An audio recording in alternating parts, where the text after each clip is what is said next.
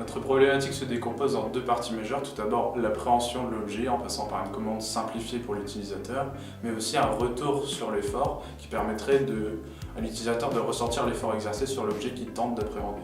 Après avoir réfléchi sur l'idée du projet, nos professeurs nous ont fourni un cahier des charges que nous devions suivre tout au long de l'année afin de respecter un maximum les enjeux du projet. Notre projet est orienté sur le ressenti de l'effort avec l'utilisation d'une pompe de tensiomètre pour permettre à l'utilisateur de jauger l'effort fourni sur l'objet appréhendé, mais aussi sur la commande vocale qui permet de subvenir au problème de tétanie des muscles lorsque l'utilisateur utilise ses électrodes pendant une longue période.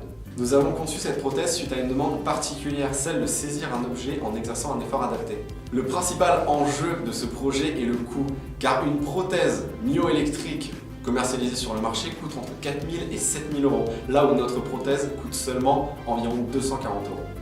Pour le ressenti de l'effort, on a eu l'idée de partir d'un bracelet de tensiomètre qui se gonfle proportionnellement à l'effort fourni par l'utilisateur lorsqu'il tente d'appréhender l'objet.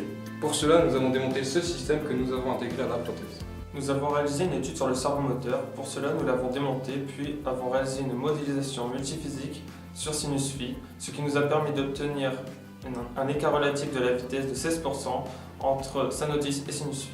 Suite à cette étude, nous avons réalisé une expérience avec un système de poulies et de poids. On a reproduit cette expérience sur sinus phi, puis on a eu des résultats cohérents pour les couples et une intensité différente, ce qui nous donne une courbe du couple en fonction de l'intensité, puis un écart relatif d'intensité de 21%. L'application SmartUnit permet à l'utilisateur de contrôler la prothèse de manière plus ergonomique et simplifiée grâce à deux modes, le mode manette et le mode commande vocale qui permet à l'utilisateur d'avoir ses deux mains libres. Dans notre démarche de projet, nous avons dû mettre en place des outils pour nous structurer. On a notamment utilisé Google Drive pour structurer nos archives et nos différents logiciels et fichiers. Et nous avons aussi utilisé Trello pour gérer l'équipe, gérer les horaires et ce qu'il fallait faire en temps et en heure. Nous mettons aussi à disposition des utilisateurs un site internet afin qu'ils soient au courant de l'avancée du projet. Pour le montage de la prothèse, nous avons utilisé un modèle open source InMove créé par Gaël Langevin.